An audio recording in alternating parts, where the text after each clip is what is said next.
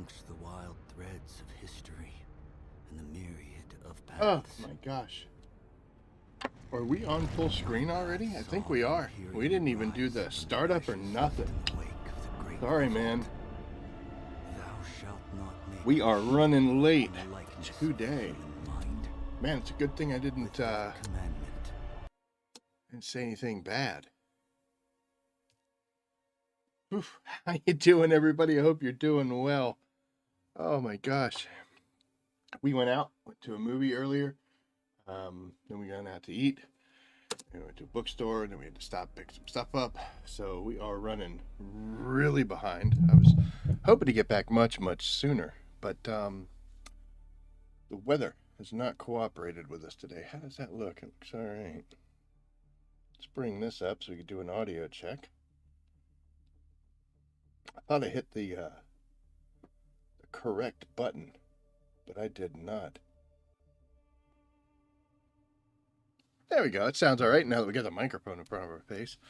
Let's pull you out and put you in the old hat. That should work. Oh my gosh. Okay, here we are. Just got my coffee made.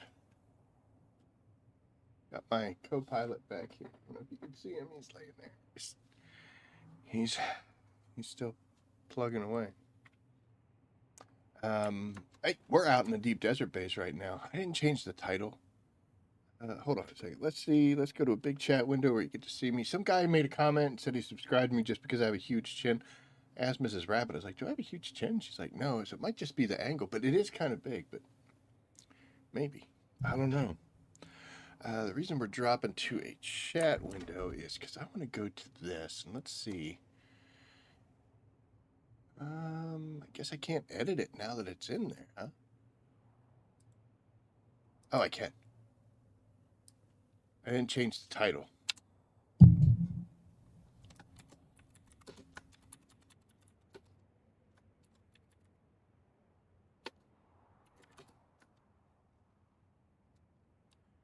I should do that. Hold on.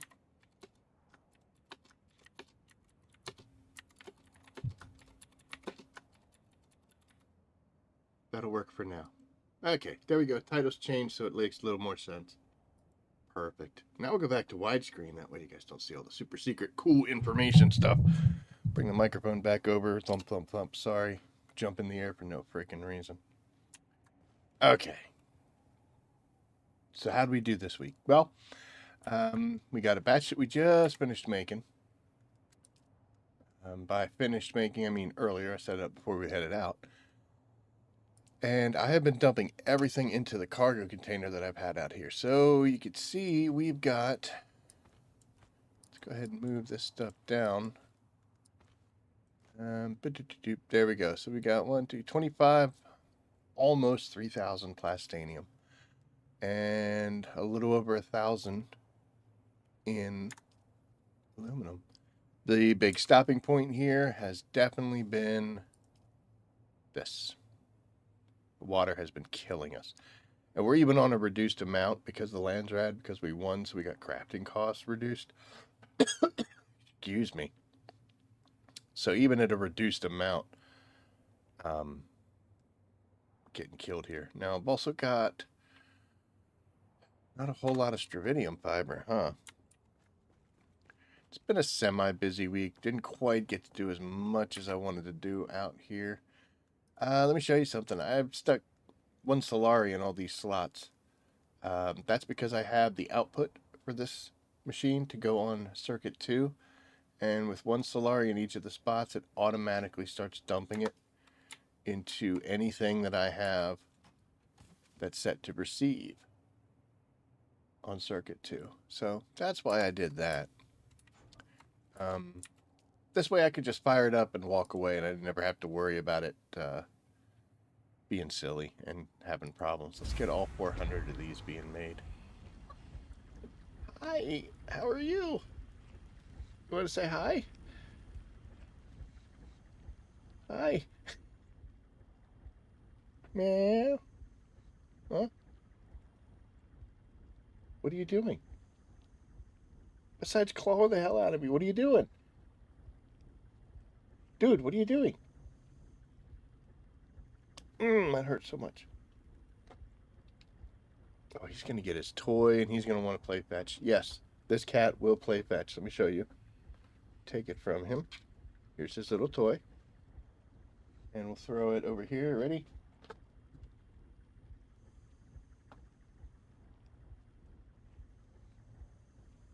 And he took it out.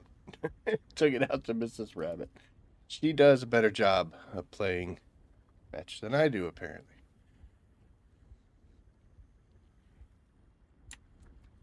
I'm not sure what's going on in my chat here. But anywho. Alright, so let's get this going. And now we're up to 83. I would definitely like to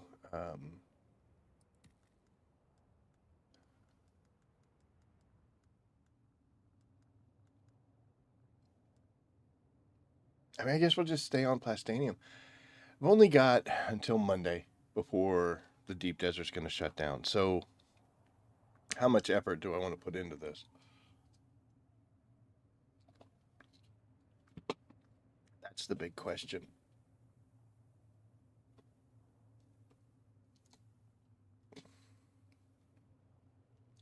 Where is it?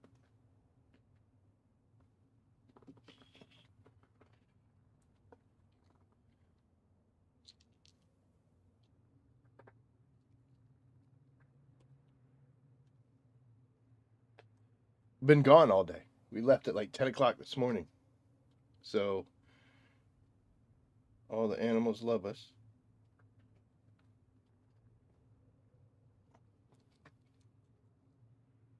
Give it a good wing.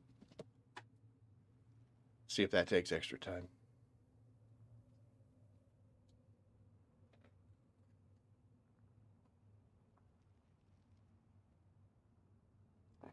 It does not.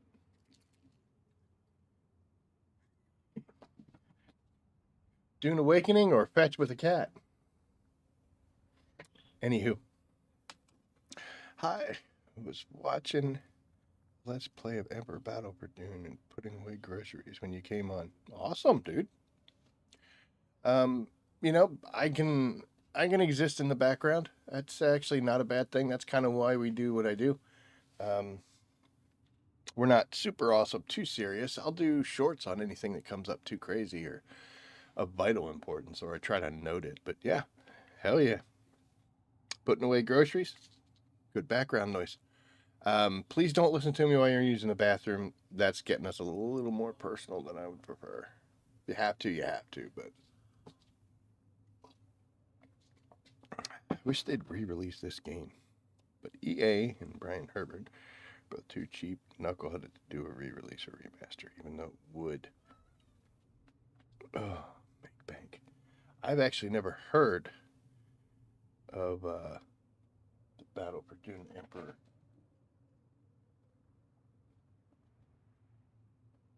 Where'd you put it, little dude? I'm gonna tell Mom. Oh my. Plastanium was definitely the main goal. Aluminum was as well. And we haven't really gotten a good amount. But I honestly, it's just been, this has just been crippling. Do 115 now. And look at that, I can make almost 1,000 of these bad boys. Holy cow, we'll do a big batch. Still got 195, so that's good.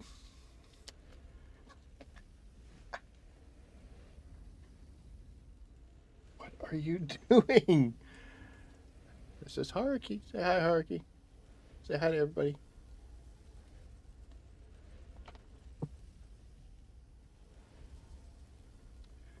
Dune Awakening? No.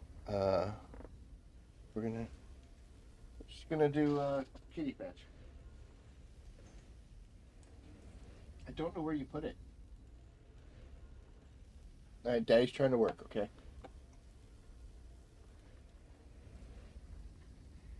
Oh, strategy game based on the De Laurentiis.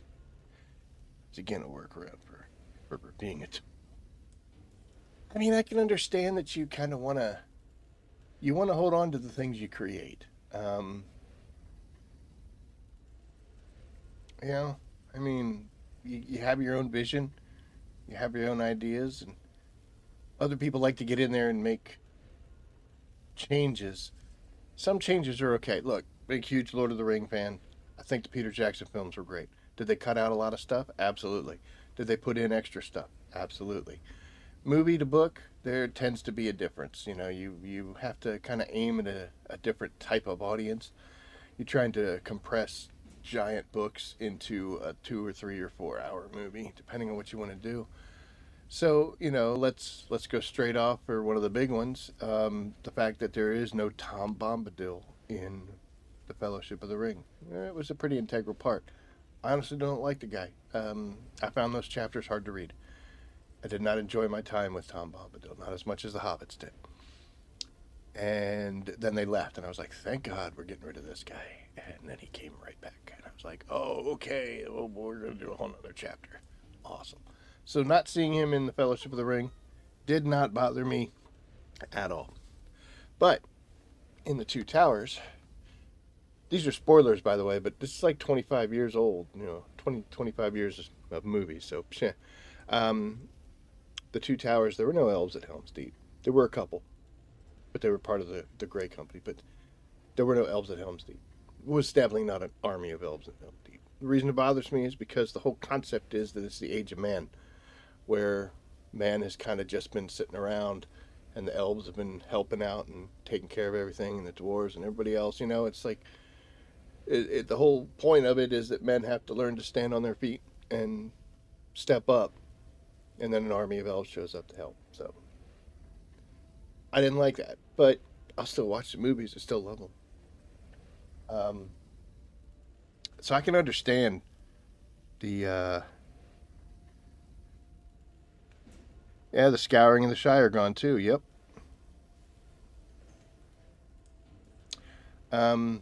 There were too many endings, but then again, how many endings do you want to make? This cat. Hold on a second. Let's see if Mrs. Rabbit can come take possession of her little things. I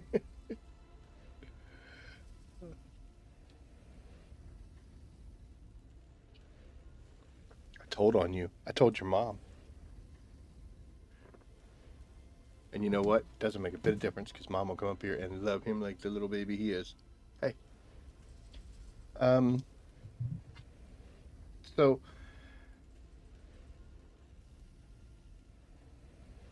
oh, you hear her coming?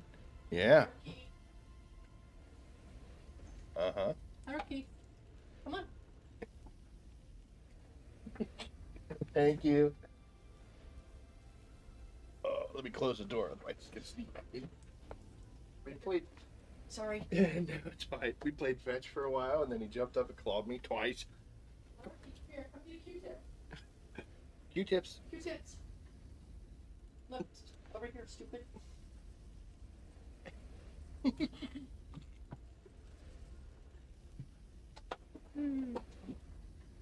Okay, there we go.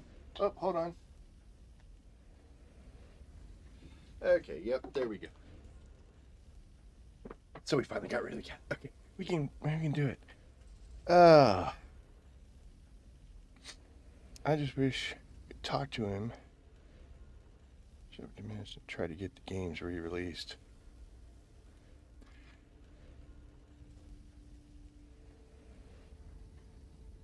You really want the blueprints to make the buildings from the... You know what? I would love to see a little more options as far as buildings goes. You would not find an argument there from me for that.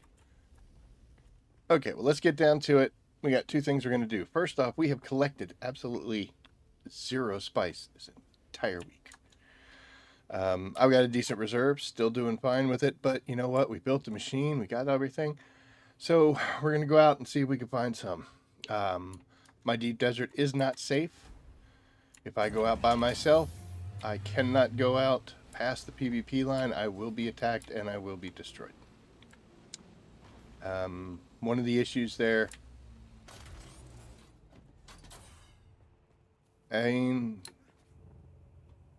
it's kind of the way the game's built, you know. PvP is PvP. If you don't want to fight, don't cross that line. That's kind of my viewpoint on it. And that's how I feel.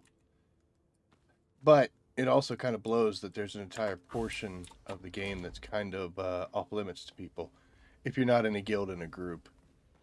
And wouldn't mind seeing or having seen a large field for solo players and small groups to get. It's not going to matter now because they're splitting the deep desert for everybody, so you know that's kind of happening. But see if we can come out here and find a medium or two just to get some spice in the machines, get it going, and we'll be able to call it a win.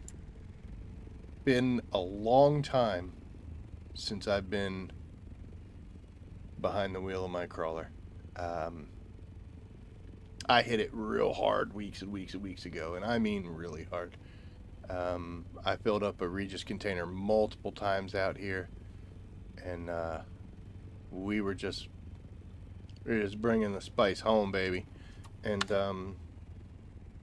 not what I wanted to do. That's what I wanted to do. Autofly. That way I can yap and just steer instead of handsies. But yeah, before I headed out on my scouting trip to another server, before coming to this one, I filled up a medium container full of melange, and I've still got half of it left. But our skills are getting to the point when we purchase them, they are getting a little expensive. And we're making some other machines, other gear, replacement parts, guild donations, stuff like that, just to keep everybody running and everything. We have seen the numbers drop. That's one of the reasons why we came out here to do the plastanium build. The plastanium mining. That was specifically to replace our losses and our needs there. Often I'll say you should be in a guild, and one of the reasons why is in the process of doing all this stuff, I'm making stuff for the guild. And I supplied all the materials, and then I was like, okay, I got to get some more stuff. And we were bringing in tons and tons of aluminum. This is back in Haga. And we ended up running out of jasmium. So I flew down there and took the buggy with the carrier, and we went around and got a whole bunch, filled the buggy up, took it back to the base, used it within like a week, went back down to get it again. Now, we've had our carrier out here in the deep desert all week, so there is a guild base for me down there, and I went to use it, but I didn't have permission.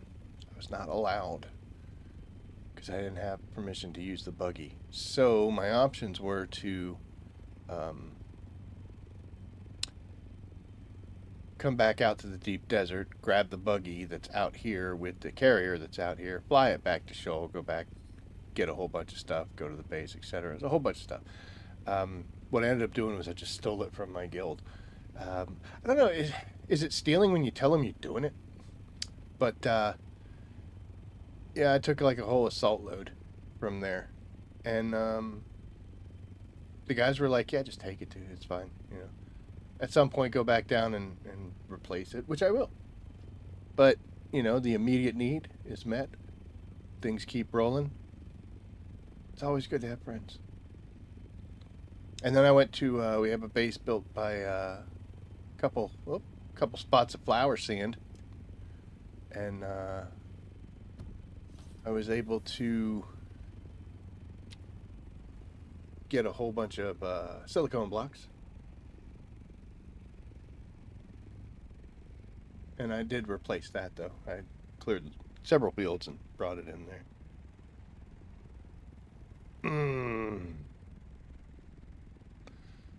So, we have just crossed into the E zone, as you can see here.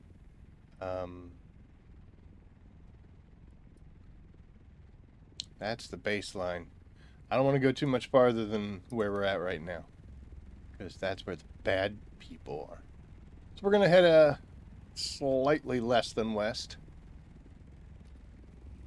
See if we can find anything. I did not even see a small field popped up. And this is going to be an issue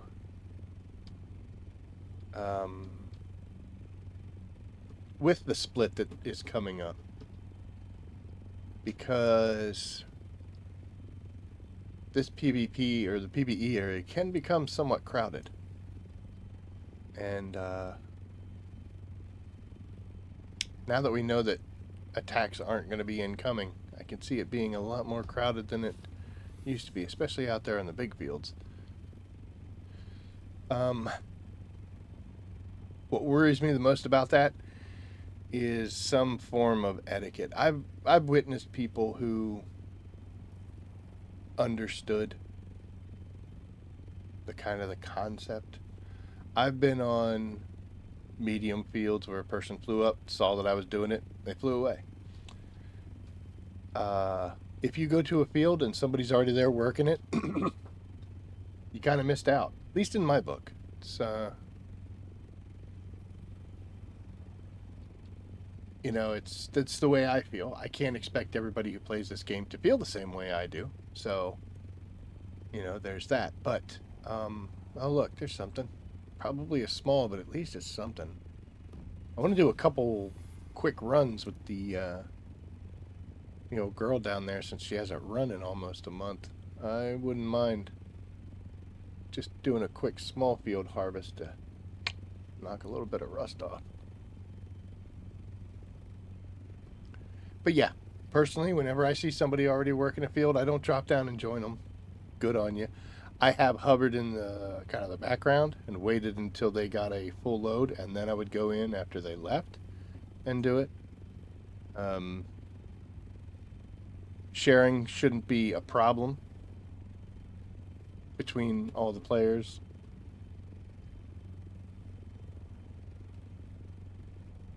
Whatever you're doing, if you're doing an assault, doing a scout, whatever you're doing, you get a full load, you fly away, somebody else can come along and finish it off.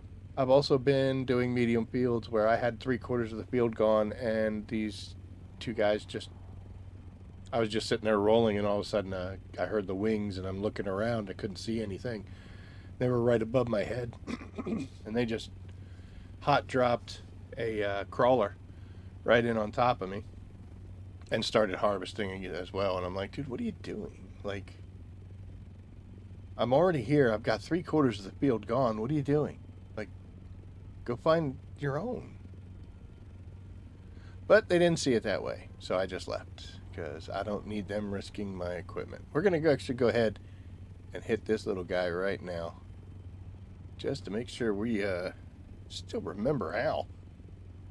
Plus, it'll give this server something to laugh at, seeing a guy with a crawler in a small field. Let me get serious about that. So what? So what? I would much rather be farming a medium field or even a large right now, but this is all I got. So this is what I'll do. And if somebody wants to make fun of me for it, go ahead. Have a good time. Well, that's wonderful.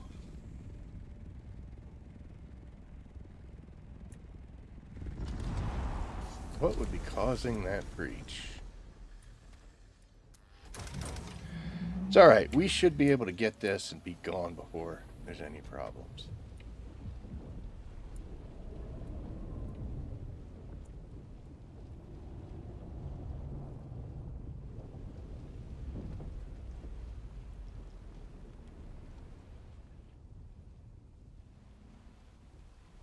However you want to do this, it's fine by me. I prefer to snag all of it. I'll go up in the air, drop back down a couple times if I have to. I try to minimize my speed, because you can see there, if you go too fast, it doesn't pull all of it up, but there we go. So, yep, there were no issues there. We're not going to get much when we do that. 600. If we'd have hand done it, we could have gotten better because we have skill bonuses, but machine seems to work fine. We remember how to kind of do it. It's like there's maybe a little bit extra spice there if I ran over it a second time, but I'm not gonna. Alright, let's continue on.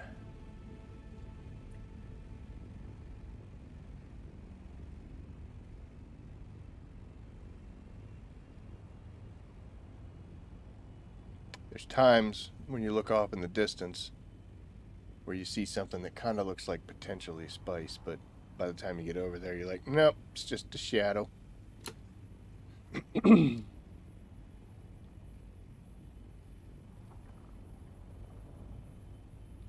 Why are the worms so angry tonight?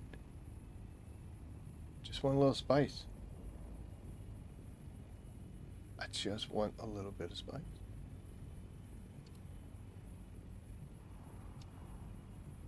How close to El Bordero are we? We're in the C section, so there's another small over here. Prefer not to get a small, but is what it is. Getting 600 per little pocket like this, that ain't gonna work. It'll take forever for us to get a substantial amount. We need 10K in order to make a batch. Getting it 600 at a time, 'tis a lot. This will be like 16, 17 of these small spice fields it'll take in order to do that. There is another thing about this is my setup here with a carrier and a crawler. I'm designed to go get spice off of a large field. That's what I should be doing with this.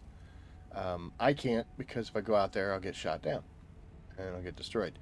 So my next thing would be to go to medium fields. It's a little bit of overkill, but it's still actually feasible. Doing a medium field with a compactor takes a long time. You're up and down all the time because you're summoning the worm. Doing it with a crawler, maybe about 5 or 6 minutes. You can get like 17.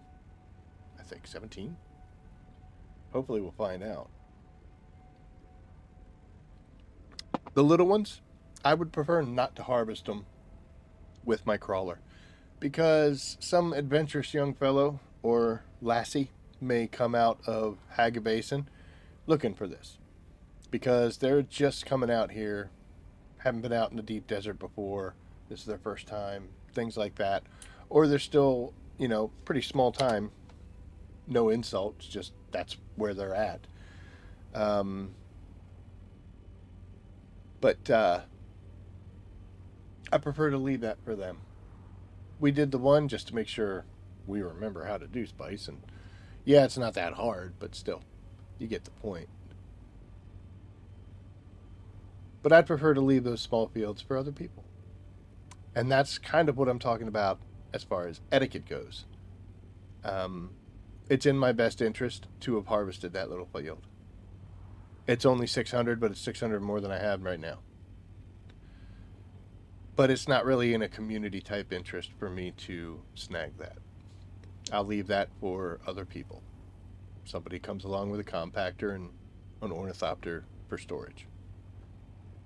I don't know if that's going to exist once they do this split deep desert concept. I picture it as Finding Nemo as the seagulls, where there's a spice bloom and there's going to be ornithopters swarming from every direction screaming, mine, mine, mine. And until you get a crawler and use it, you'd have no idea how long this thing can stay on the sand and pick up spice without having a worm come at you. It takes forever. It makes no sense. It makes no sense how long I can harvest with this thing. before a worm gets aggroed and comes running. Compared to the hitting the compactor, now I understand the concept is like the compactor's kind of using Holtzman technology, which apparently the worms hate. So I get that. But if you don't have a crawler, you don't really know that. And you don't realize just how dangerous it is to compact around people that are running crawlers. And I got to be honest, on the large fields, sometimes you tell them in chat. Sometimes you actually use your microphone to warn them and be like, hey, can you not do that for a little bit till we get our thing out of here? And sometimes if you have to, you can use rockets. I'm not saying kill them, but sometimes explosions make people kind of understand. That's not going to be a thing. It's not going to be there anymore. We're all going to be super friendly. I was making a joke with somebody before. I said, you know, you're going to fly out here into the PBE deep desert, and you're going to see a worm just laying in the sand and be just like, I'm exhausted, dude. I can't breach anymore. Just take it. Just take it. I don't care. That or Granddaddy is going to be eating fields left and right. We'll have to see.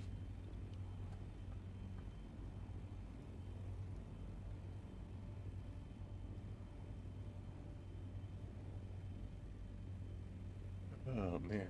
Look at this. Here comes a carrier. Or an ornithopter. I'm not sure what that is.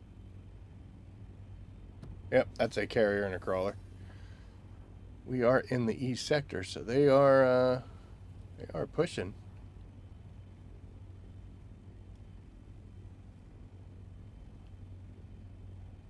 Maybe taking off from a base, doing something like that. Fortunately, we are in the 9. So if we haven't found one out here now, there is not one to be found. I kind of would prefer to stay near my base.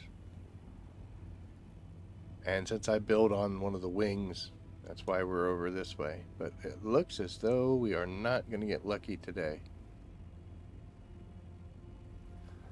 We have plenty of fuel.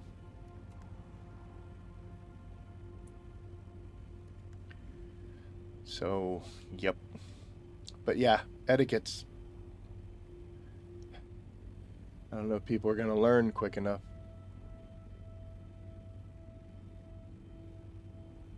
I think it's going to be chaos, at least to begin.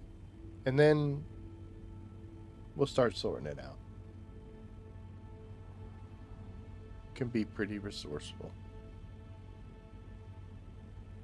I'd like to see how long it takes to fill up a crawler with that bonus spice. 2.5.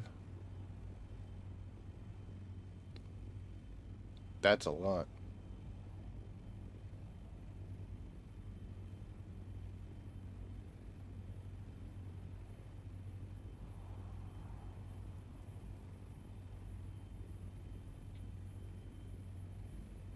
Thrilling content here.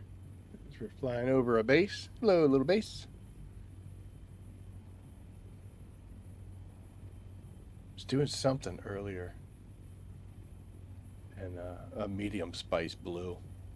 It's like, oh, I should go grab that. But I was pretty sure that by the time I got back to my base, picked it up, switched out, you know, to the crawler and the carrier, and got back out here, and it'd be somebody would be pulling it.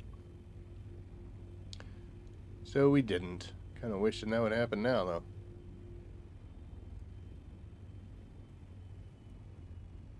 Oops. Accidentally let go of the free look. Where are we at?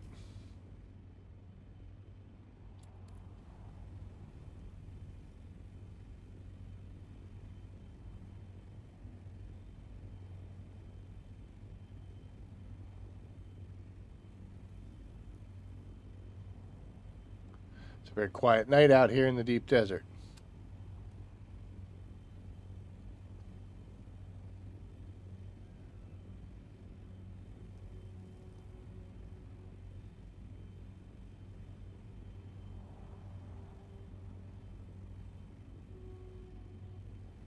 Private servers. Do they still allow private servers? I don't know if they're going to. They did at one point, and there was some there were some issues between private servers and regular servers that people had. Like if you lost, I think if you lost your stuff to a glitch, fell through the map, that kind of thing, Funcom didn't have the ability to replace any of those losses. So there were certain things that Funcom would commit to and say, hey, if this happens, we'll do this. But on private servers, it didn't do. Apparently, we're going to be able to have a self-hosted server type things, like custom servers that we're going to be able to make on our own. You can bring a character like me. There are small fields everywhere. So there's a small field here right below us. No one around. And then there's another one over there. I believe that's the original one that I said we weren't going to touch. There's another one here, and it looks like there's one up here too. So there are small fields all over the place.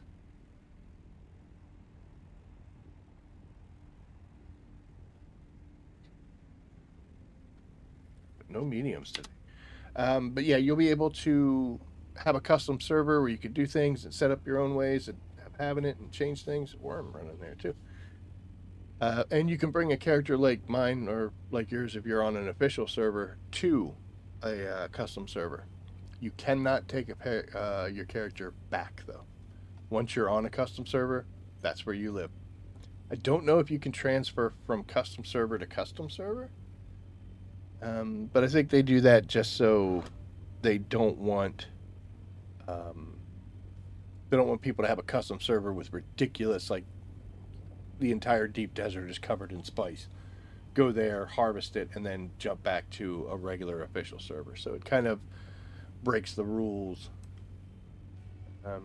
for what little bit of economy they've got set up. I know that's kind of a poopy thing to say, but where's the lie?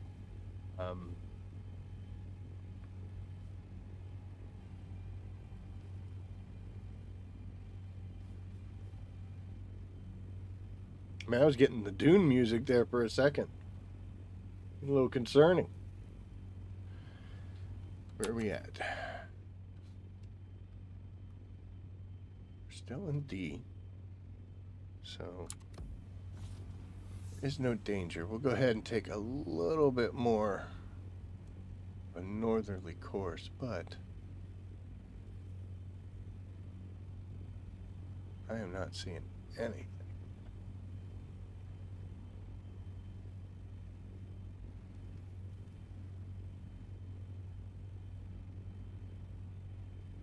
You want to play Harken. Not sure if you can get the T6 Atreides laser. I don't think you can get any kind of a swatch or anything like that, but quest items you can't get from the black market trader. If there are any quest items left, I'm not sure. But as far as swatches and patterns, you're supposed to be able to get everything. Where are we at? Still in D. But we've crossed over half of the deep desert here. Alright, so now that we're in E, let's take a straight dead westward course. We'll get higher up so that we can see properly. Wait. What is this that we spy ahead of us?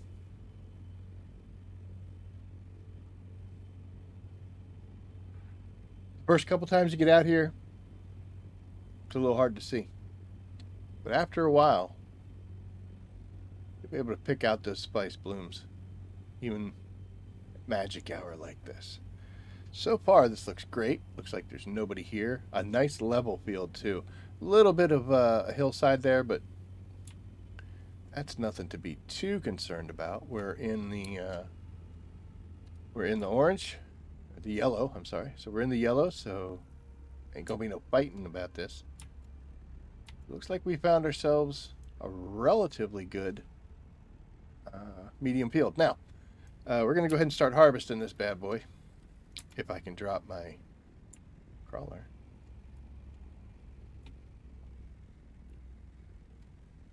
There we go.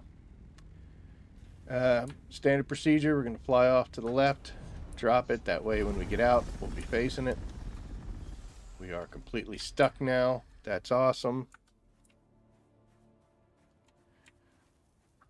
No big deal, right? Many different ways to do this. I don't care how you do it, as long as, you know, for me, I want to make sure I get every bit of it, so.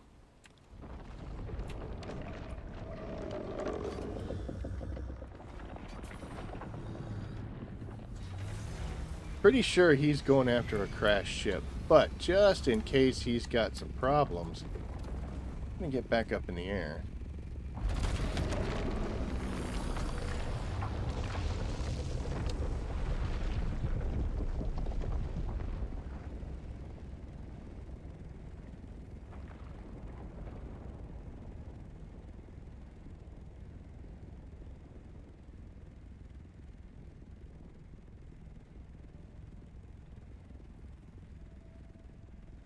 Interesting, huh?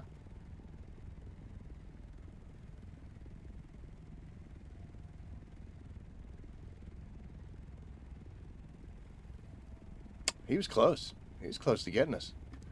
Definitely made the right choice getting up in the air.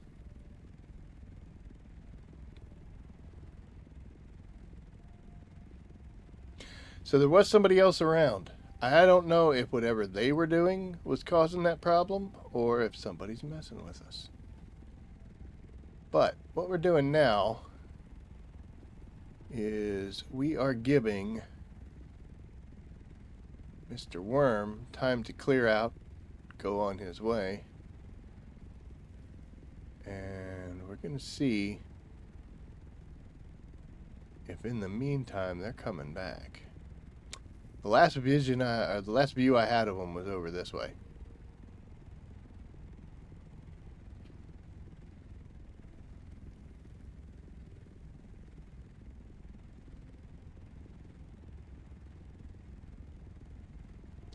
So we're just keeping our eyes out. Like I said, just because we had a very quick breach and some strange things occurring, doesn't mean somebody's messing with us. We don't know what was going on over there. Could be somebody experimenting. Yep. But my point being is it may not be aggression. They may not be messing with us. Just might have shown up the wrong place the wrong time. They're gone, so I didn't see them anymore. Doesn't mean that they're actually gone. So, Mr. Worm has kind of gone his own way. So we're going to go back down. We're going to try it again. What we are going to do, though, we're going to be far more observant. Even though we're in a PvE section, right, and there's no attack danger, people can still mess with you. By that, they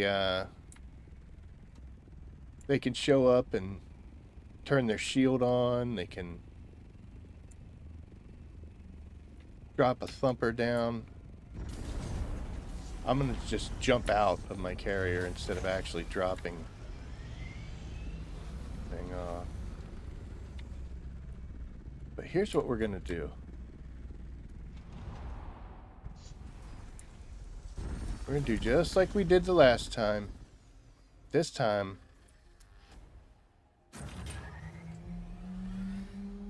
there you go. See, they just jumped out.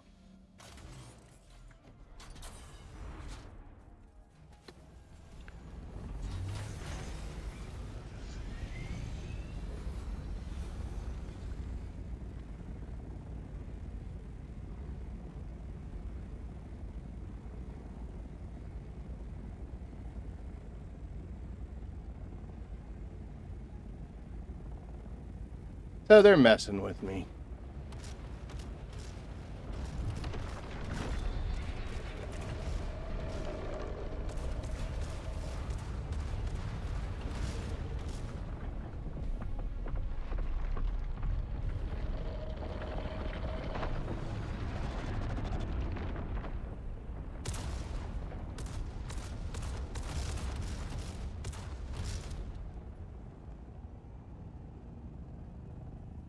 Okay, let's talk.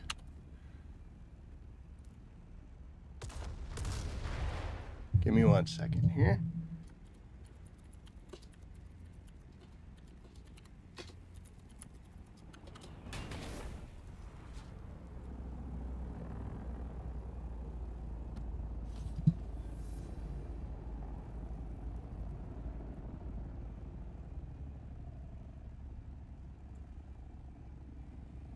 Want them to ID themselves.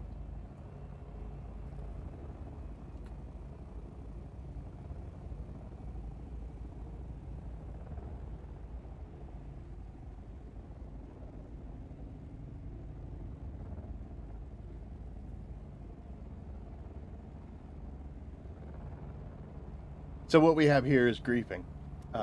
They have addressed in the playtest server that ability to sit on top and cut it out. You don't have a clear permit unless you go to large. Hold on 1 second. Let me go ahead and do this real quick. Let me move me up to the... It'll put us down here in the corner so that we can introduce you guys to Zahir El Barik.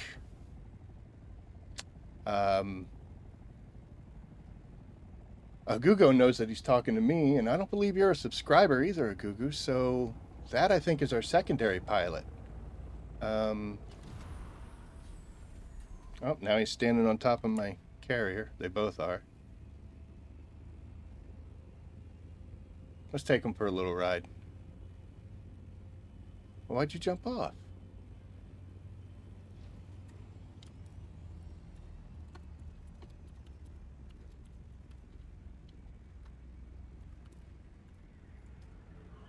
Weed. Sorry.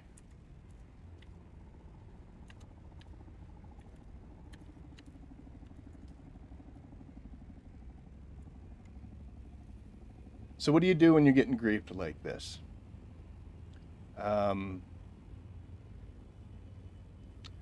They're not gonna stop. Not at all. That initial breach, the reason why it was so sudden was because they were watching it.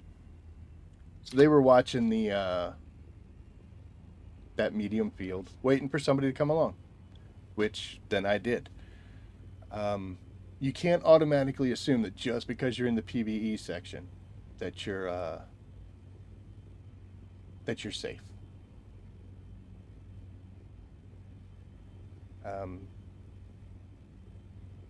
If they had come down and just started harvesting, you know, like compacting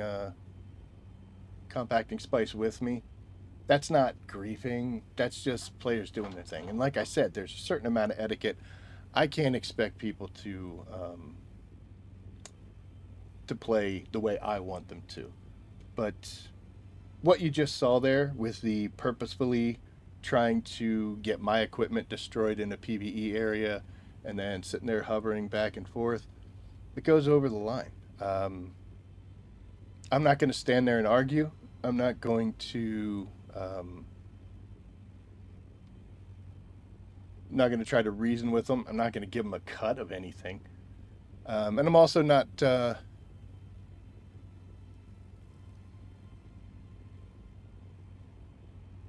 Okay. Boy, that's all crazy here. I don't normally show you the thing.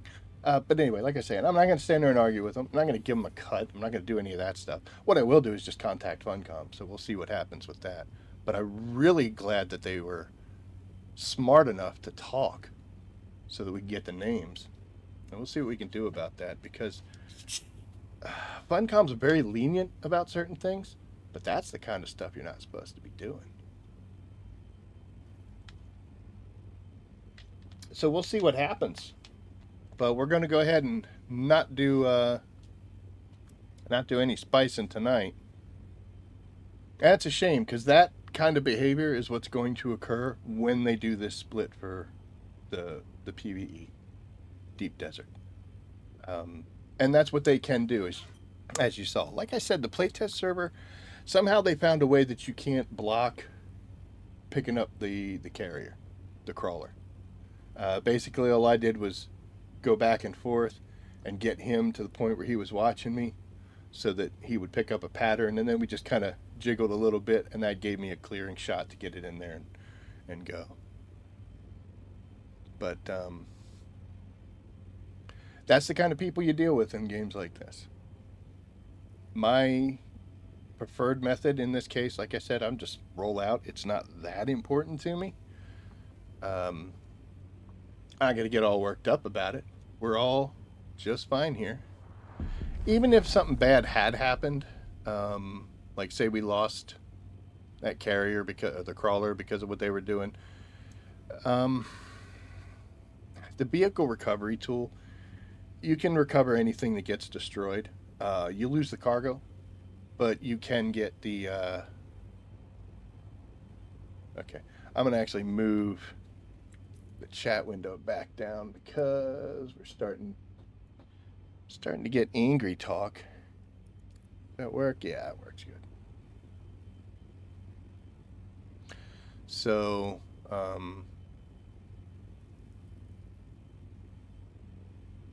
yeah, but yeah, we'll cover that up because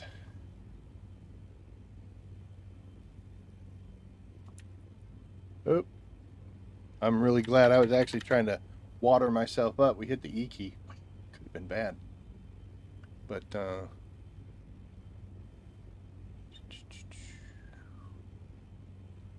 I'm glad you guys got to see that because that's the kind of thing that potentially is going to happen. How do you deal with it? You're going to have to find your own way on that. Me, it's not that important. They want to act like that, they're going to act like that. There's nothing I can do. I'll talk to the authorities and see what can happen. But, ugh.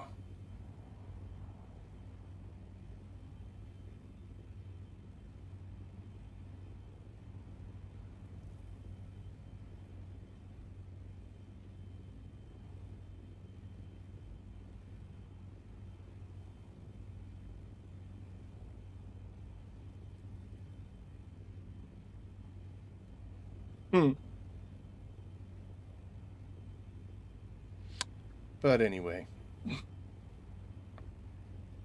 Canley time, yeah. I don't understand what brings people to do that kind of stuff. Like, you know, you want to fight, we can fight. I had no problem with that. And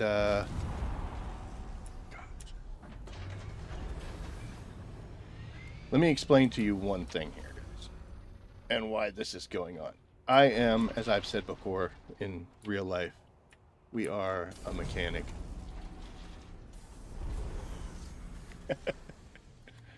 It's going to make sense in a second. Let me just get everything up.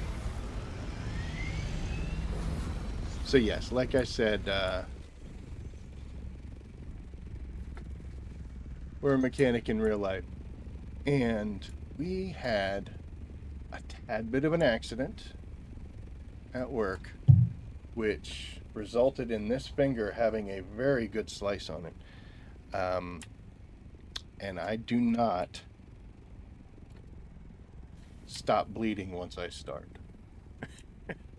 So yeah, we bled a lot, and we did get it, cleaned it out, did everything. This was Friday. This occurred, but unfortunately, I got to keep that Band-Aid on until things get healed up enough to where it doesn't cause an issue. But this finger pretty much takes out Q&A for what I do on my keyboard. So I'm trying to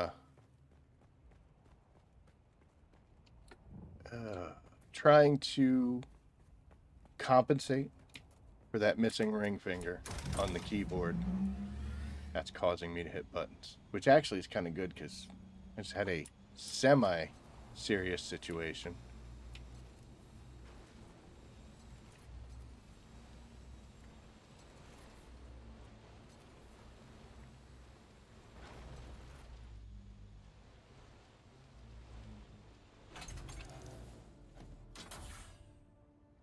Oh, man. Hold on one second. I'm going to hit the B right back. We're going to talk a little bit here. Hold on.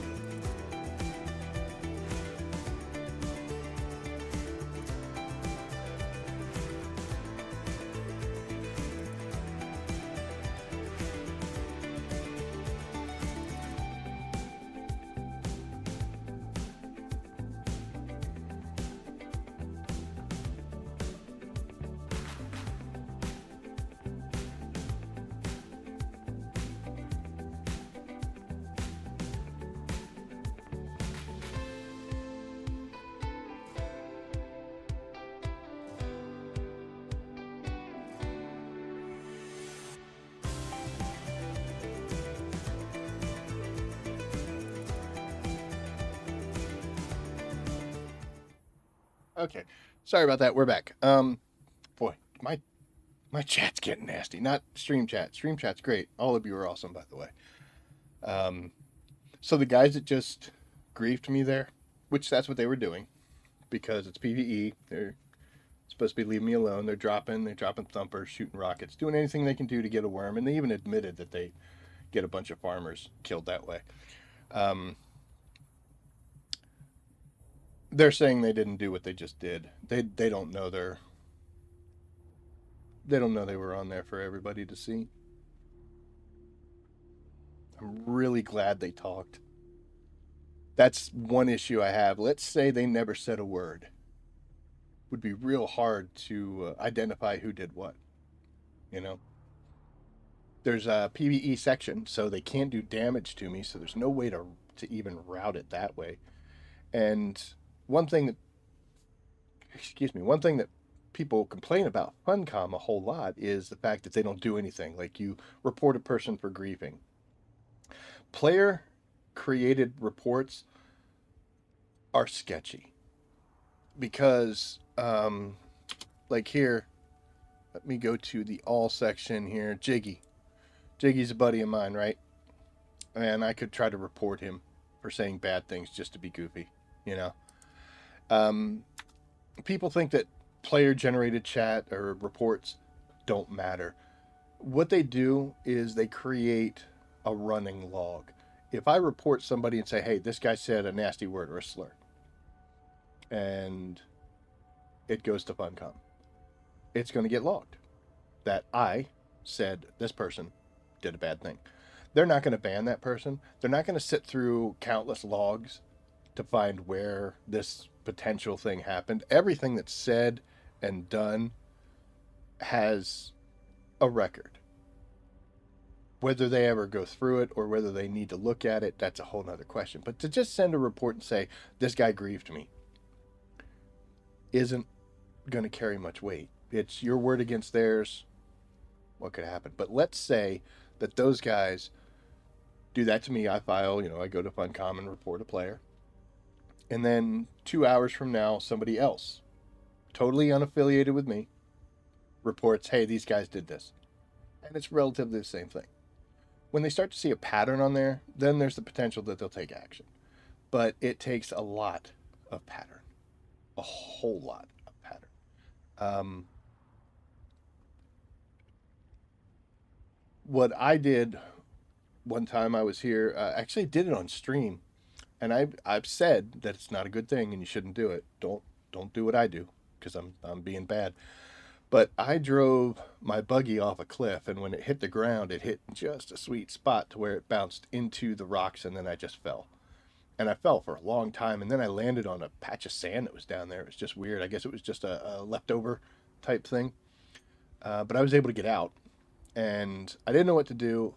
Looking back on it, I should have just sacrificed the load of materials because it had plastanium and strontium in it. I should have just dumped that on the ground, broke the buggy apart, and put it in my backpack, and then left. The issue there, though, this was before we had bigger backpacks through the skill specializations, so I don't know if I could have fit all of it. But if you ever lose a vehicle and Funcom replaces it, they don't replace specialty items. So in this case, I had like the super fancy cutter ray, and I had extra big, the boot for storage. Those I didn't get back. So those are the things that you definitely, anything purple, you want to put in your backpack, and then take as much else as you can and just quit. And when you quit, and log back in, it's not going to recognize that you're down under the sand. So what it ends up doing is it puts you wherever your respawn point, in this case it would be my base, and whatever was in your backpack will be there. So I would have saved the vehicle.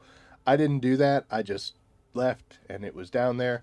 So I contacted Funcom through the way you're supposed to. And not only did I say, hey, I lost my buggy here, I was able to show them the timestamp of the stream of it happening. And within 4 hours, I had my stuff back. So I helped them out. Like, not only did I lose this stuff, but I can prove to you I lost it. You can actually see what happened. I don't think it's going to result in some programmer going in and fixing that little spot that I fell through. Maybe it did, I don't know. But giving them something they can actually see is way better. And, you know, videos don't lie. We did timestamp what just happened. So we'll see where that goes. I don't expect to be included on any of that, but we're at least gonna put it in there. Because if you want to fight, and I go out into the PvP zone and we fight, absolutely. Win or lose, whatever happens, happens. But I'm in the PvE site and you're griefing me. That's not supposed to happen. And it's gonna be fun. We'll see. So we're gonna switch gears. Spicing's not on the menu for tonight. Let's see how we are doing over here. So our plastanium is done. So that's good. And we got a little bit more aluminum. I think I put bodies in here. I may not have. Let's go ahead and do it. I only elected to put 2 death stills. That was probably a mistake. I should have gone for more. Let's deposit these and get these running, and then we'll take a quick look at our general settings. So with everything running right now, and everything is on except the large spice refinery, but that's fine. I'm just under 1,000 circuit power that I could still use. So each one of these is 350, so I could put at least 2 more, maybe 3. But if I really wanted to do that,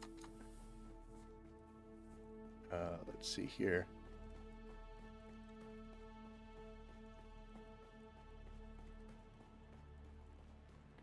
We could, come up here, and as you can see with the base layout we have, I did not do good placement with that. I've still got plenty of room where I could build some more of these guys if I wanted to. Each one of these is going to give me 350. You'll see the power generated, 350. So each one of these would be worth a death still. So if I wanted to add, say, 3 more to the 2 I have down there, if I just build 3 more of these guys, I'll still be just under 1,000 on my power. So if I really wanted to, I could. I could also, I do have some open space around the base here. Could pop some more of these in. This probably would have been what I should have done earlier in the week, because water has still been a problem. I got 1 million storage, never even got close to that. I think 800,000 was the highest I ever got, because I can go out here with the buggy and I can go out and grab the resources that I'm looking for and come back in. And in fact, I had to create a second box for titanium because this one got completely full. I've been able also to focus, like I've been complaining for a while that my stravidium amounts, which I have none of right now, my stravidium amounts always got a little higher than my titanium. And if you think about it, if I come over here to this machine and I want to make some stravidium masses, which I can't do right now, it takes 3 stravidium masses to make a single fiber, and then 1 fiber in order to make a plastanium ingot. So I need 3 in order to do that. When you come over here, I believe because I've got the bonus, because it's the 25% less cost, so it should be 4. So there'd be 4 titanium ores and then 1 stravidium. So it's actually a 4-to-3 ratio, titanium to stravidium mass. By that logic, after a while, you should outrun. You should have more stravidium left over because you're not using as much. But I've got so much. I have tons and tons and tons of it back in Haga Basin. I don't know if that's just luck of the draw. I don't go out to the islands, so, you know, that doesn't happen. But I don't know. I guess I've just been getting lucky on the Stravidium more than I've been getting with titanium. So what I've been doing this whole week is I have been focusing very hard on getting more. We're going to jump out for a second. Getting more titanium than I do Stravidium, just to try to offset that. We're going to switch over here, and we are going to repair up, because we're a little beat up. We're still green, super green, but we're a little beat up.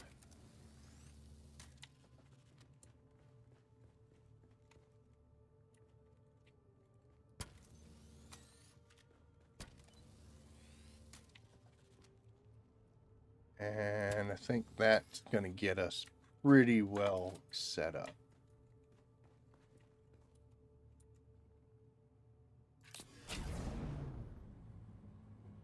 All right, now we're in better shape. I noticed the pink showing up.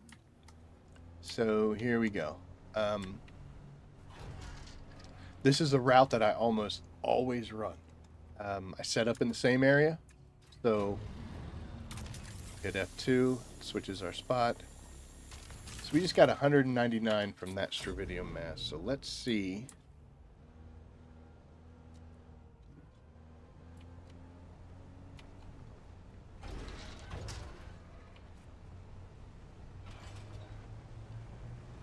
We're gonna go find ourselves. We're gonna go find ourselves a titanium mass and see how much we can get from it.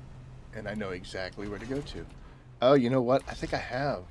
Do I have some in here? I already have some aluminum. We'll put that in the bottom.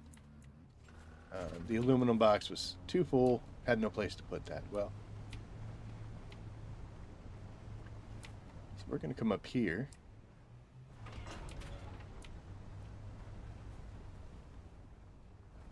Normally, I would go right up there. You know what? We're going to go ahead and do it because there's a piece of... jingle, jingle. There's a node of titanium right around the corner here. So let's see if we can get... I'm going to skip that aluminum for right now. Let's see if we can go up here and get this. Yep, there she is. So we hit... Oop, wrong button. We hit one node of Stravidium, got 199. That's with my bonuses and the bigger cutter, the better cutter array and everything. All right, so we just pulled 207. So in one laser round, we got 199, and then we got 207. Let's go ahead another one, see if we can get 414. Just in case we're falling victim to some weirdo. That's mean. Let's say somebody came through and hit something, took a little bit away. We already had some of that. Want to see if we can go find a node of titanium and a node of Stravidium and see what numbers we get out of it. Kind of stay away from this ship because it can trigger, that ship can trigger PvP notification. We already had one person messing with us tonight. There are two people actually. We don't need a third. Should be another titanium right around. Come on. Right around this corner. There it is. Okay. So let's see. What did we get? We got 207. Let's see if we can get 417 out of this one. Let's actually not be so close. There we go. Oh, I'm sorry, 414. All right, so 207 from titanium all day long. We need to go see if when we hit our next, if we get 398. Because if that's the case, it's still not making sense to me. If I'm pulling way more titanium from one of these shots than I am Stravidium. We've got quite a few nodes. There's one here right in front of us and around the corner of titanium. So it's going to take us a little bit of time to get to the next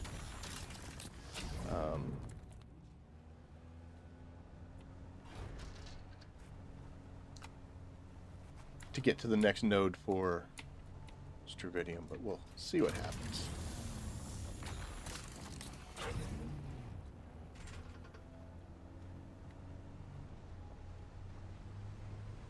Whoa, we need to turn. Ugh, there we go.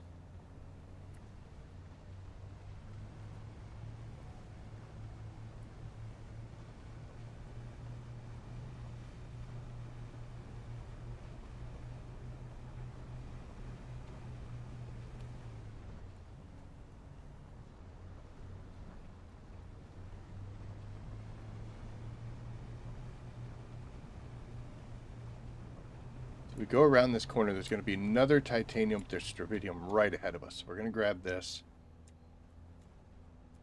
And this route this week has been way, way, way heavier as far as titanium goes. So I've been actually kind of glad about that. Okay, let's take a look at it again just for testing. Science, 199. Let's see how much we get from this one. We're expecting 398 to be our total. There we go. All right, so we're pulling 207 every titanium, 199. So it's only 8 different. That's not enough to really cause a substantial change, you know? It's another titanium up here.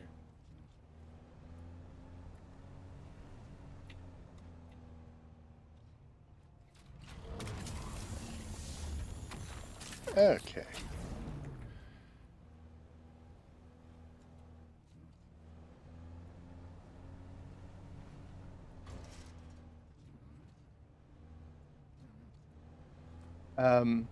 Also want to highlight something for you guys that, you know, if you're a solo player, you don't have a guild, you don't have a friend that you play with, you're just all by yourself and you're doing stuff. You know, I just ran into a bad situation with some low caliber, low quality players doing mean, nasty stuff. And instead of turning the game off and never playing again, not doing something I enjoy, just go find something else to do. Just go find something else to do. I don't think they can mess with me too much over here. Plus, if they're going to babysit a medium spice bloom, they definitely don't care about me doing this.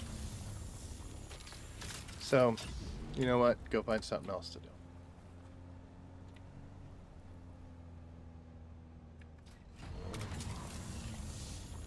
If you're part of a guild, though, then the guild might have something to say. Mine's a little angry right now. But you don't have to be angry, guys. We're going to get this all sorted out. Everybody should just deep breath in, deep breath out, and go have some fun.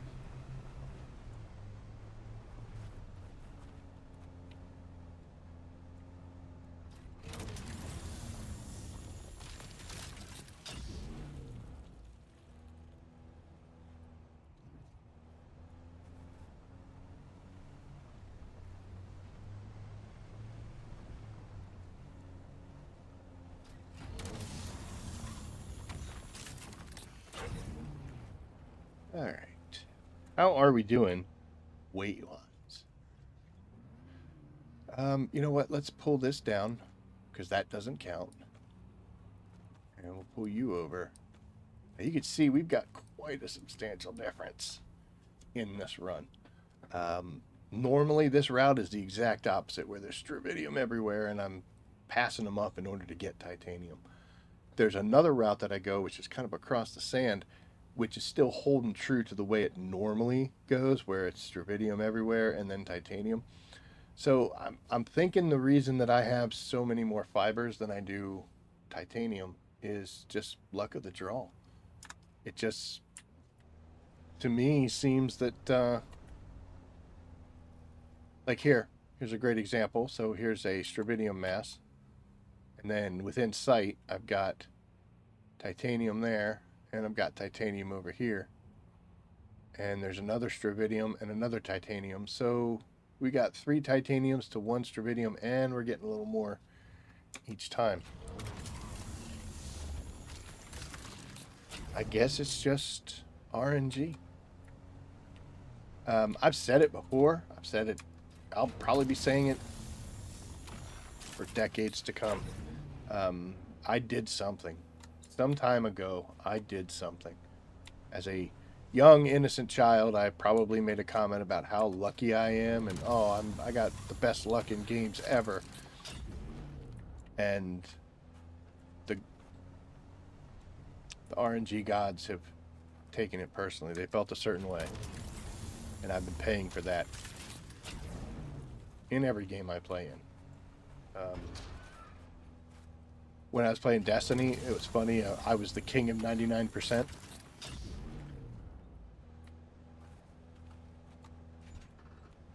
Always get to 99%. Have to do something one more time to get that one little bit, even though it didn't matter. Okay, so that's good enough. There's nothing between me and here. There's one more plastanium, or titanium node that's kind of crappy to get to. What are we at? We're almost completely full, but I do have a lot of me backpack room. So what we'll do is we'll bring you down. We'll split that. Still not enough. We'll split it again. There we go. And then we'll bring it over to completely fill this up. Perfect. Put you down. That gave us a little bit of extra room. We'll go, because I was going to grab that aluminum, but you know what? Be alright. So this is dangerous to get to. Just because you're not supposed to be driving on these.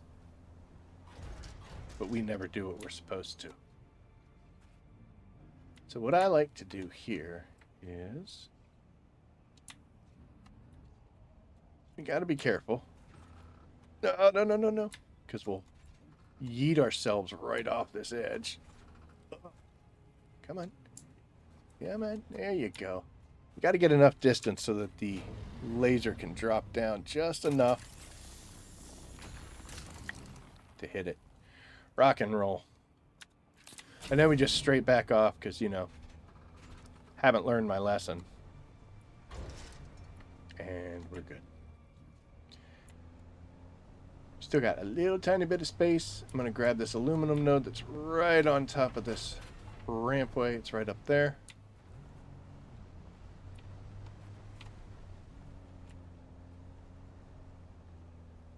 Come on, make the turn. Boop.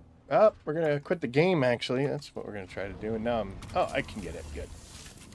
And there we are. Inventory's full. I've already transferred it over to my backpack, so that's done. That's what I meant about maybe our numbers were weird because somebody was a douchebag like I was, where I only grabbed a certain amount. Oh.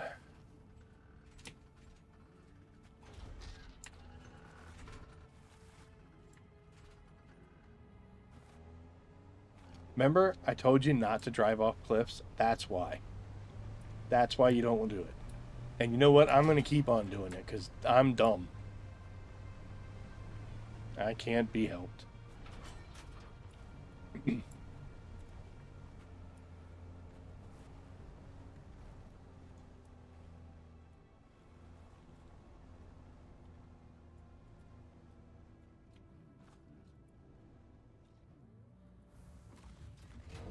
All right. So, come over here, and we will select our buggy, and we'll drop the aluminum over. It fills up fast. That is a ton of aluminum. I should measure it out. It may not actually truly be a ton. So we got 1,200 compared to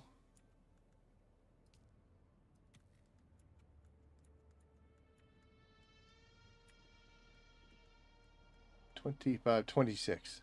So we got twice as much. Maybe I shouldn't complain. Anything I've got left over that I dump into the cargo container, when I take it back to Haga, I've got 2,000 strontium fibers waiting. So this is still technically a win. Apparently I've got a little bit more aluminum. This didn't fill up, so that's strange, but yeah. There we are. And this box has a bunch in it too, so we're in great shape. But it has not been long enough for our water to replenish. This is the problem we run into. I'll probably be able to use almost all of this. Oh, I can't use it now. Maybe now I can.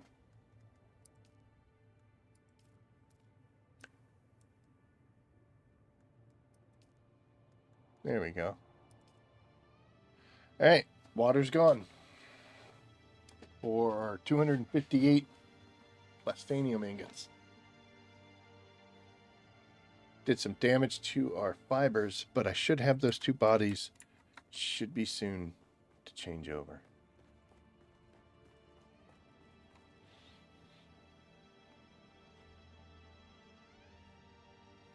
"17 minutes. 29. Way off. Way off. So I got a half hour before water comes from them. And you know what? I'll show you.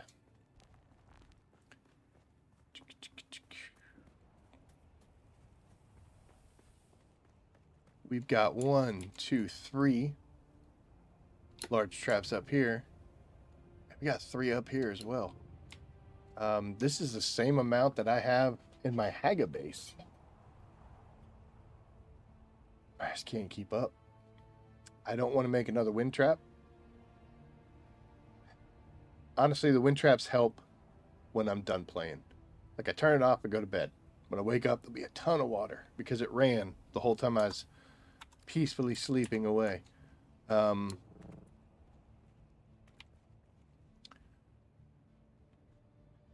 But it doesn't help in situations like this because it's that slow drip over time, which is where the death stills come in. But again, if I make more death stills, now I've got to go get more bodies. Just keeps being more work for me. I saw a base a little while back that had 16 large wind traps on their roof. And I was like, holy cow, dude. That is crazy. Maybe it's not so crazy. Maybe it's not so crazy at all. I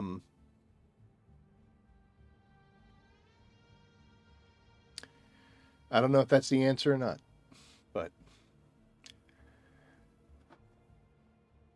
the rabbit showing off the hops. Hope I record streams. Not only that, because I can also I have full access to anything I upload. And I have a recorder running in the background too. Oh, I got a whole bunch of stuff. And I've got video editors. I can do full screen it. I can add arrows with information. I can do lots of crazy stuff. Need some sugar though.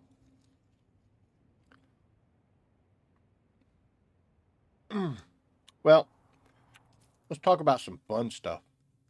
I was hitting the right button, yeah. So I got 18 missions to do. I've kind of been saving them a little bit. I was really hoping we would have a double XP weekend, but did not happen. Whatevs. There's a couple good items that I've been able to snag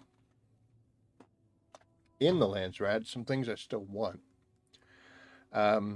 We won because we got this line, so the Harkos can't take the bonuses away. I mean, good or bad, whatever. I wanted the hummingbird wings. That was really cool.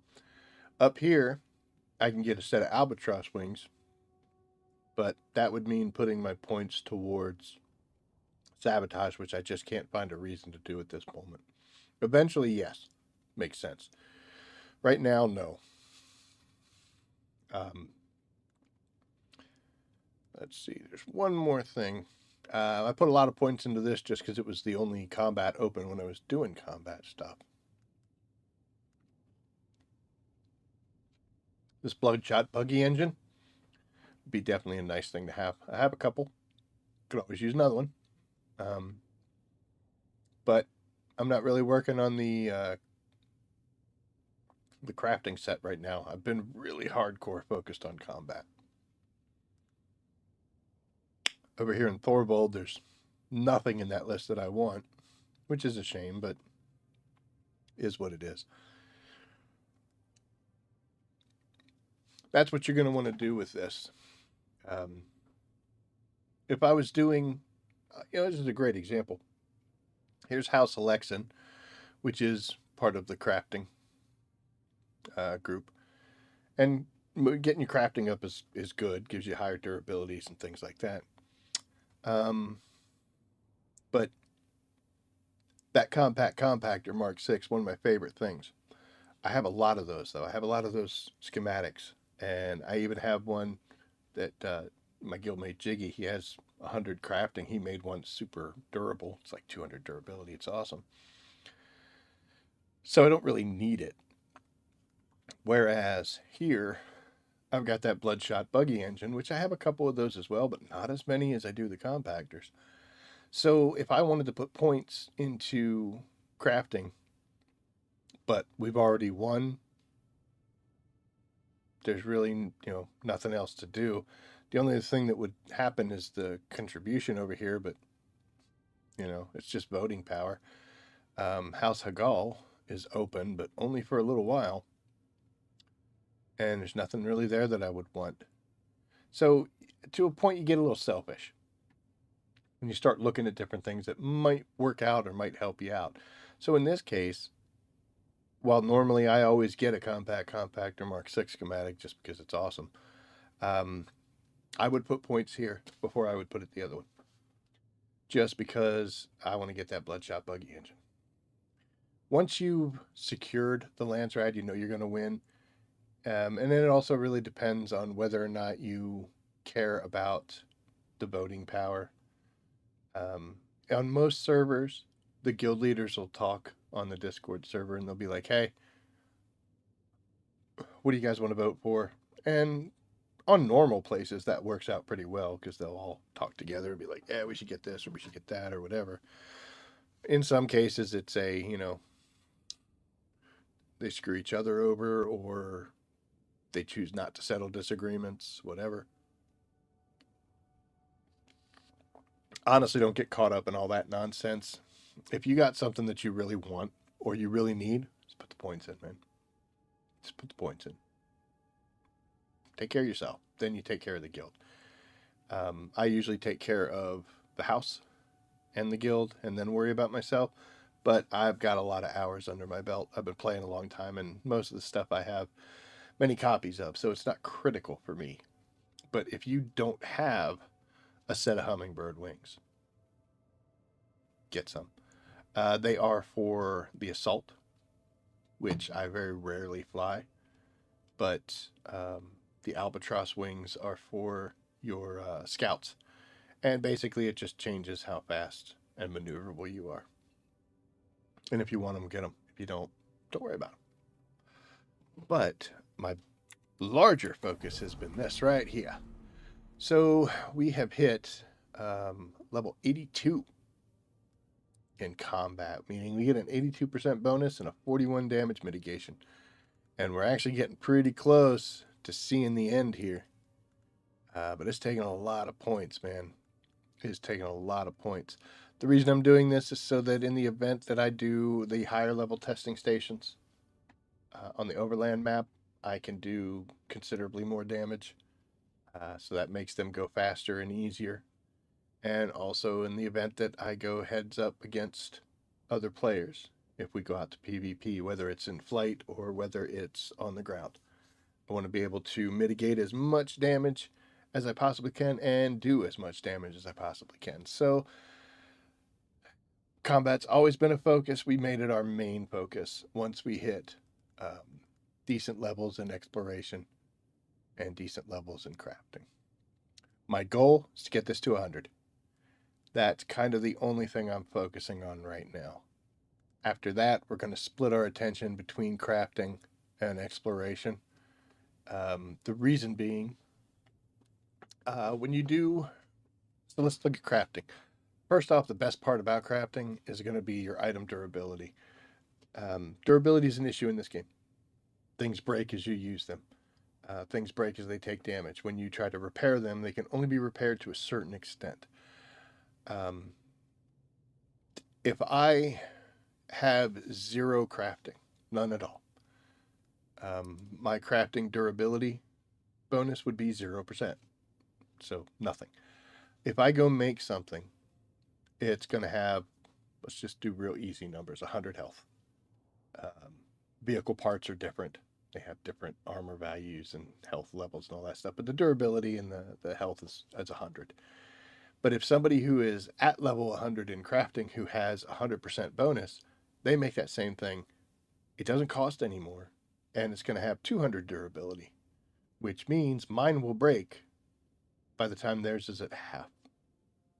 It's almost like you're making 2 out of the same thing. That really comes in huge when you're dealing with vehicles and how much damage they can take, whether it's the environment or whether it's people. And gear that you use quite often, suspensor belts, your shield generators, weapons and armor, especially if you're getting stuck at a very high level dungeon that's kind of putting it to you and you're testing your durability. That's what crafting is mostly good for. There are benefits in here, like a fabrication cost for augments minus 10%. It's cool. I don't think it's game breaking. You don't see everybody saying, "Oh my god, I can't wait to get to level 59 because it's the most awesome skill." There are some that are that way. Schematic recovery chance 15%. So when you break something that you needed a schematic to make, which is everything, you might get that schematic back. Bonus ore yield is great. As far as refining, I kind of wrote off the bonuses until I got the one for the medium chemical refinery and started doing things like the lubricant for the wind generators and the spice infused fuel cells for the big generator, the spice generators. And you set it up to make 300 and you go back and there's like 360 there, something like that. It's like, cool, I just made extras out of nothing. So any kind of yield chance bonus is pretty cool. And you'll be surprised. Max durability loss, that actually is great because that makes the red line smaller. So not only can you make things stronger, but when you repair them, they save a little bit of extra life. Again, 10% isn't much, but if you get another repair master up here, now that's 15, etc. They do compound on each other. Schematic doubling chance. Twice as many permits when learning a schematic. Meaning you hit the F button and it says, "Oh, do you want to learn this?" You say, "Yeah." It could give you 2. It's only a 15% chance, but you know what? It's better than nothing. So there are still a lot of good things in here, but to be honest with you, they aren't critical. They're just quality of life improvements, and they're good things to have. Don't get me wrong. I'm not saying ignore this, but I pushed it to 50 was the big one that I wanted to get to. Was I wanted this and I wanted that. I wanted to get more spice when I'm refining it because spice makes the world go round. And I wanted to unlock the recipe that allows me to combine lower quality fragments to make higher ones. So once you get to a certain point, a grade 2 piece of equipment is going to be worse than what you actually have in your hands. So what do you do with it? Well, this allows me to take some of that lower grade equipment and make it better. That's why I stopped there once I got to it. I've done a couple extra, but nothing too extensive. It's a great skill tree. But honestly, the crafting item durability is what you're really going for. Other stuff is great, but as far as gathering, it doesn't really matter to me that much because when I'm gathering ores, like plastanium, strontium, titanium, strontium, aluminum, all that stuff, I prefer to do it in the buggy, and I have the ability to get the buggy anywhere. So any of these bonuses that are like, a bonus yield chance, as far as I know, that doesn't qualify. That doesn't give you in a vehicle. That's only for your hand stuff. These things like this, where you gain additional resources when mining a node, that doesn't really matter. I believe that works in a vehicle or by hand, but a lot of this stuff is, a static compactor. I don't use that. I try to use my crawler as much as I can. So this really isn't helping too much. Let me make sure I'm not dying. Okay, I just wanted to make sure I wasn't dying, guys. I've been known to do that. I really like the sub skill here, the mining yield and the static compactor yield. Mine are up to 14%, so I do get extras. But, meh, it's good for getting extra materials, but I just kind of outgrew this. Which is why, I'm at 53, 82, 14, 28. I just really haven't spent the time. Exploration, I ignored that. I slept on exploration, which was a huge mistake. You definitely want to put points into exploration till you get to level 20. 20 gives you 15% vehicle speed. That's in any vehicle. And it's 15% of your powered flight, your vulture, your boosted, whatever it is, everything's 15%. This is a lifesaver. Not only does it make things go faster when you're doing stuff, it also kind of makes you able to get away from bad situations. A boosted scout should always be able to outrun a rocket. Anything that has rockets chasing it, even another scout, a boosted scout with no rockets, rockets slow you down. So, yeah, you really can't carry anything because you don't have the saddlebags. You don't have the storage capacity on it, but you're fast, boy. You could scout, see things, turn around, get away, whatever you wanted to do. But level 20, definitely that is where you need to be. Put your points in until you get to 20, then make your own choices. The backpack volume is another quality of life issue, where just being able to carry more things. There were so many times I'd be doing a line of missions or running around collecting things, and I would get to the point where I have to stop and start dropping some stuff. And it was either because I had too many individual items or the weight was just too much in the way you go. Using bodies for a death still, I could pick up one and then had to go over and turn it, and one, go ahead and turn it. It's another reason why I don't like making a bunch of death stills, because I was rubber banding back and forth. Now with the points I put into that, I'm able to put 2 in my backpack, and eventually you get to a point where you can compress bodies. Is it here?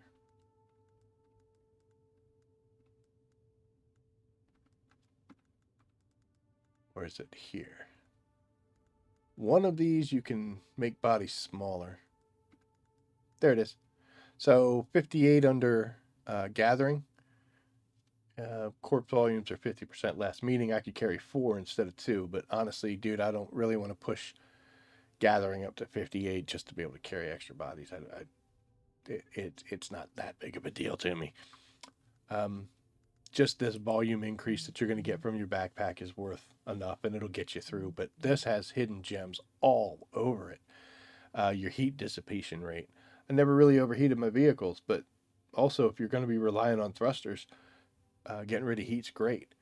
Fuel efficiency. I always have plenty of fuel cells, but it is kind of nice to not have to use them.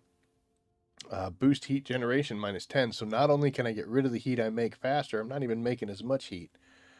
The inventory slots are great. Vehicle recovery cost. You know what? The object's not to break your vehicles or lose them. Sometimes that happens. -25% cost. Thanks. It's not that big of a deal. Don't really care about the scanning range because I don't use the scanners that often. Sandworm threat down is nice.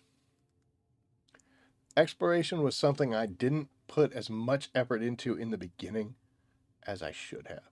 And anytime I'm tired of doing the combat missions, or I think, you know what, that's enough combat for one day, I'll drop them into exploration. That's my next go-to. I talk shit on this sabotage category all the time. I just can't see anything used to it. I can't see anything useful.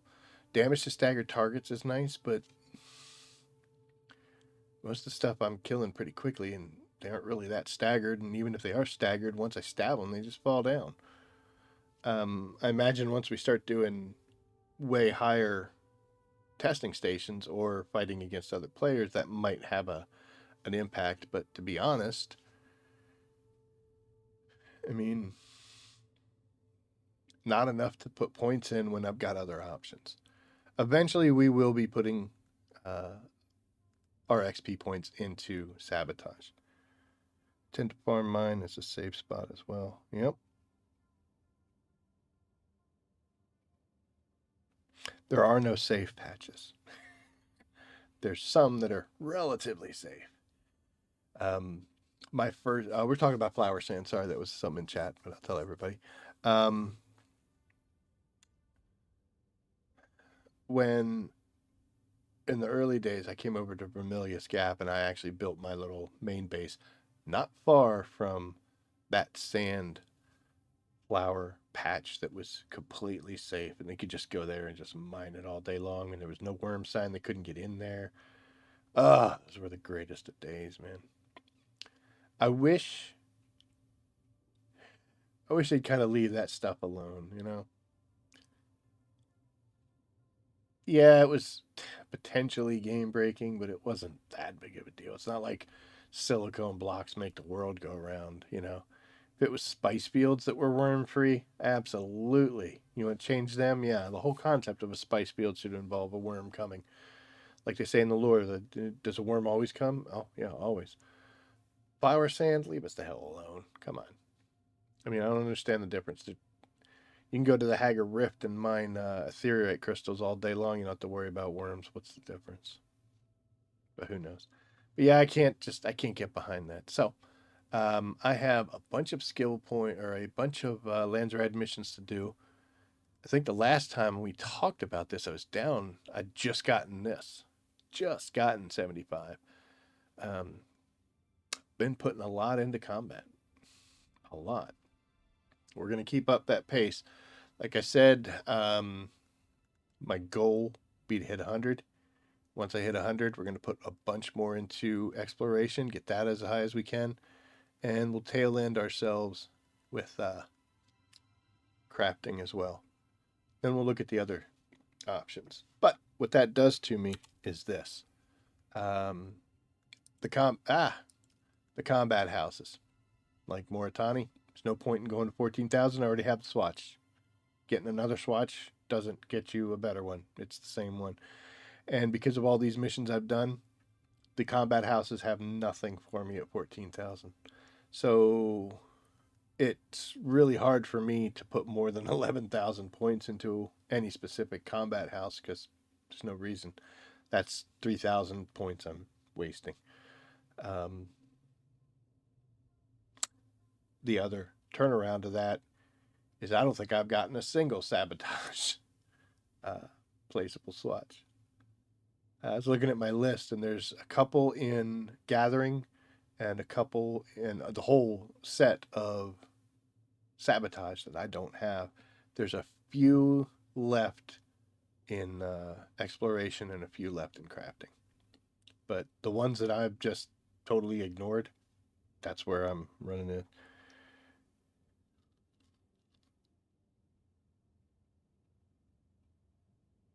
Oh. Mention Jackrabbit. Uh-oh. I'm getting street cred now, guys.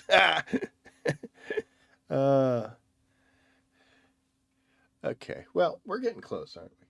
I got about 13 minutes left. It's been an interesting night, that is for sure. People have asked me what server I'm on and what my thoughts are on it. The little incident you saw earlier, but it's commonplace here. From the same group of people.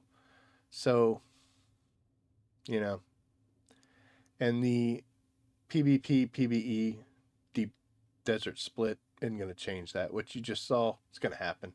It's probably going to happen more. So that's why I don't recommend coming here. We might be changing that. Might be doing something a little different. But in the coming weeks, we're not sure.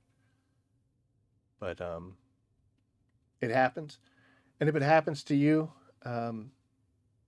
let's analyze that situation. So all of a sudden I plant down and there's worm sign immediately. And I had mentioned as we were coming down to that little field, I was like, just because it's PvE doesn't mean you're invincible. So kind of be wary. Those guys pulled the trigger too soon. They should have let me go forward. If I was farther away from my my carrier, it could have been more of a problem. The worm almost did get me. It came at it pretty darn close. And I've done it enough mining spice fields that something was off. And even a couple people in chat had made comments like, wow, that happened awful quick. What was that? What was going on with that? And then we looked around and we saw another craft flying around. At that point, it would be very easy to say these guys are griefing me and start complaining or moving on. I chose to continue on, just in the off chance that that's not what it was. But as you notice, when I said we're going to land, we're going to keep our eyes peeled, we saw them coming in. And then I knew immediately they were trying to mess with me. So we got ourselves switched out and we did make it off. And then they started running their mouths, so we just flew away. That's the best thing you can do with people that are griefing you. I wanted them to talk so I could identify who they were. So that's why I said, you've got nothing better to do tonight. I don't normally talk on my Deep Desert chat. It's just a lot of people that saying stuff I don't need to get involved with. So it's not like I'm well known out there. I'll talk on house chat all the time, but I wouldn't even bother saying anything because most likely there's nothing that you can say. You're not going to talk to them and sit down and have a heart-to-heart and change their ways. People like that tend not to. They're the way they are, and that's how they're going to be. The only people that can change that is the people that run the games. If they tell them, hey, you're not really allowed to play our game anymore because of the things you're doing, that's the only thing that's going to stop them. So don't argue. There's no point in arguing. Don't plead your case. And honestly, let's say I told those guys, hey, you got nothing better to do. They're like, oh, we're just messing with you, dude. And they flew off. I'd have left anyway. No, I'm not going to give them another shot. We did the first time to see what had happened. We did the second time to confirm our thoughts. I'm not giving you a third shot. So even if they'd have said, well, sorry, dude, we'll take out, I'd have been gone anyway. It's just not going to happen.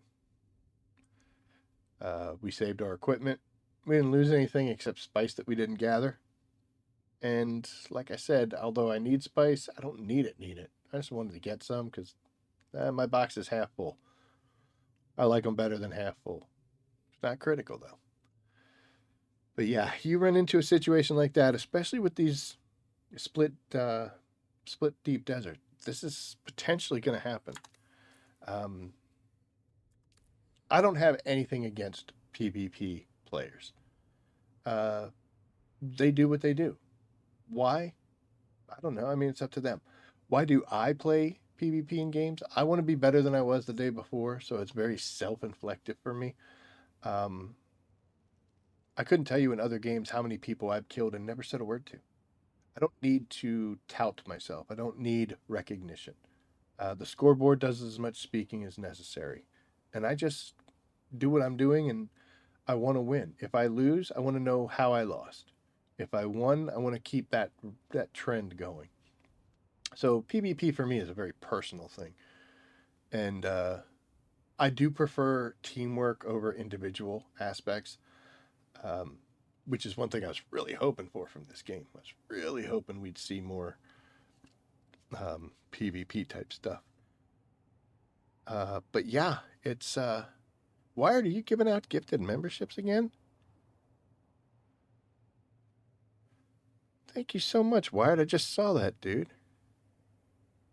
That is awesome. I appreciate that. If you guys got a gifted membership from Wired, make sure to say thank you. There won't be any kind of member stuff going on this coming week, because we got some changes and stuff like that, and it is the end of the month. But in May, we are going to see some member-only streams and some discussions where we go a little more in-depth with not only how I feel about it, but how you feel about things, and it's a lot more involved, at least on a you and me basis. So look forward to those showing up, and we are going to get some members-only content. Man, you're going to make me talk about this stuff. I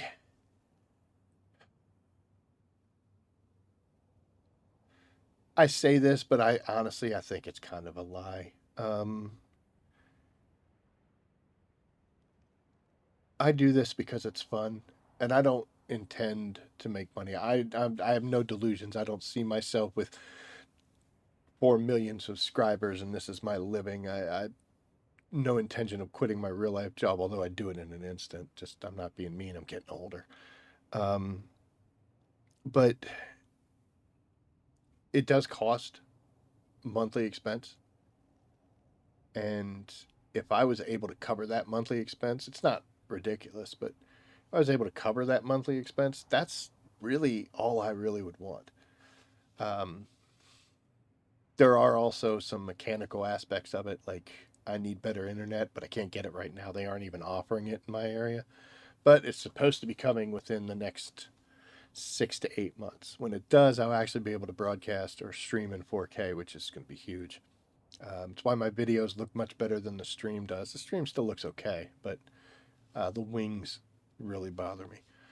But, there is a monthly expense to it. As long as a channel that I say, if the channel could just pay for itself, I'd be totally happy with that.